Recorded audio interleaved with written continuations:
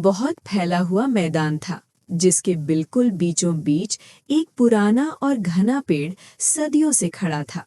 उस पेड़ की जड़ें जमीन में बहुत गहराई तक उतरी हुई थी और उन्हीं जड़ों के नीचे काले रंग की चींटियों की एक बड़ी, संगठित और मजबूत बस्ती बसी हुई थी। ये चींटियां स्वभाव से खामोश, मेहनती और नियमों ज़ब्त की पाबंद थीं। उनकी जिंदगी का मकसद सिर्फ खाना जमा करना, सुरंगें बनाना और आने वाली नस्लों को महफूज रखना था। उनकी रहनुमाई रानी साया किया करती थी, जो अपनी समझदारी, सब्र और दूरअंदेशी की वजह से सबकी इज्जत की हकदार थीं। काली चींटियों की बस्ती में सुरंगों का ऐसा जाल फैला हुआ था कि बाहर से देखने वाला अंदाजा भी नहीं लगा सकता था कि अंदर कितनी मजबूत हिफाजती तैयारी मौजूद है। खाने का जखीरा अलग अलग कमरों में रखा गया था। बच्चों के लिए गहरे और सुरक्षित हिस्से बनाए गए थे और हर रास्ते पर पहरेदार चींटियां तैनात थीं। उसी मैदान के दूसरे सिरे पर सूखी मिट्टी, टूटी ईंटों और पत्थरों के ढेर में लाल रंग की चींटियों की ताकतवर कॉलोनी मौजूद थी। ये चींटियां तेज मिजाज, दिलेर और जंग की चालों में माहिर मानी जाती थी। उनकी रानी आतिश ताकत पर यकीन रखती थी। उनका मानना था कि जो ताकतवर है, जमीन उसी की है। लाल चींटियों की बस्ती में हर चींटी को लड़ने की तरबियत दी जाती थी। यहाँ तक कि छोटी चींटियां भी जंगी मशकों में हिस्सा लेती थीं। कुछ वक्त से मैदान में खाने की कमी होने लगी थी। बारिश न होने की वजह से दाने, कीड़े और मीठी बूंदें बहुत कम हो गई थीं। लाल चींटियों ने बिना ठीक से तहकीक किए ये मान लिया कि काली चींटियां जरूरत से ज्यादा जमा कर रही हैं। उनके दिलों में जलन और गुस्सा बढ़ता चला गया और बातों बातों में दुश्मनी ने जन्म ले लिया। एक दिन कुछ लाल चींटियां काली चींटियों के इलाके में दाखिल हो गई। पहले बहस हुई, फिर कड़वे बोल बोले गए और आखिरकार लड़ाई शुरू हो गई। कुछ काली चींटियां जख्मी हो गई। जब ये खबर रानी आतिश तक पहुंची तो उन्होंने इसे अपनी तौहीन समझा। उसी रात उन्होंने जंग की तैयारी का हुक्म दे दिया। लाल चींटियों ने कई दिनों तक तैयारी की। तिनकों, सूखी घास और मजबूत रेशों से छोटे छोटे मंजनीक बनाए गए। पत्थर के टुकड़े, सख्त मिट्टी के गोले और नुकीले कांटे हथियार के तौर पर तैयार किए गए। ढालें बनाई गईं, हमला करने वाले दस्ते बनाए गए और हर चींटी को उसका काम समझा दिया गया। आखिरकार वो रात आ पहुंची जब मैदान पर अजीब सी खामोशी छा गई।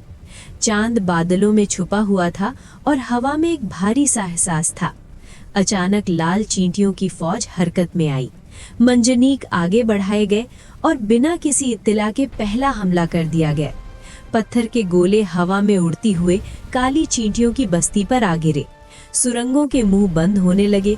मिट्टी और गर्द चारों तरफ फैल गई। जमीन कांप उठी। काली चींटियां चौंक गई, मगर फौरन अपनी तरबियत के मुताबिक हरकत में आ गईं।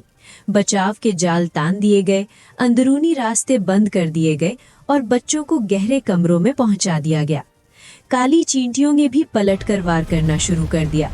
उन्होंने लकड़ी और पत्थरों से बने धकेलने वाले हथियार इस्तेमाल किए, जिनसे वे दुश्मन के गोले वापस लुढ़काने लगी।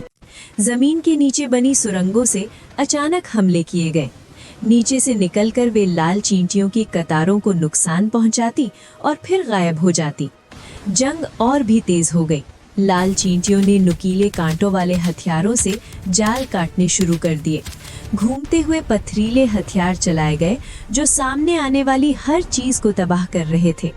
कई चींटियां जख्मी हो गईं, कुछ सुरंगों में दब गईं और मैदान चींटियों की आवाजों से गूंज उठा। एक बहादुर काली चींटी नूर ने अपनी जान पर खेलकर एक बड़े मंजनीक की रस्सी काट दी। मंजनीक पलट गया और उसके नीचे कई लाल चींटियां दब गईं। इस एक कदम ने जंग का रुख बदल दिया, मगर नुकसान दोनों तरफ हो चुका था। जंग के दौरान लाल चींटियों की कमांडर शौला अंदरूनी हिस्से तक पहुंच गईं। काली चींटियां थक चुकी थीं और डर फैलने लगा था। ऐसा लग रहा था कि अब रानी साया तक खतरा पहुंच जाएगा। उसी पल रानी साया ने पैगाम भेजा कि जंग रोकी जाए और बातचीत की जाए। रानी आतिश को सामने लाया गया। उन्होंने पहली बार पूरे मैदान का मंजर देखा। टूटे मंजनीक, जख्मी चींटियां, बिखरा हुआ खाना और तबाह रास्ते। तब उन्हें एहसास हुआ कि ये जंग जीत हार की नहीं बल्कि पूरी बर्बादी की तरफ जा रही है। काफी देर की खामोशी के बाद उन्होंने मंजनीक रोकने और हथियार नीचे रखने का हुक्म दिया। धीरे धीरे जंग थम गई, गर्द बैठने लगी और मैदान पर सन्नाटा छा गया। आखिरकार फैसला हुआ कि जमीन आपस में बांट ली जाएगी, खाना मिलकर तलाश किया जाएगा और सारी जंगी हथियार खत्म कर दिए जाएंगे ताकि दोबारा ऐसी कोई जंग न हो।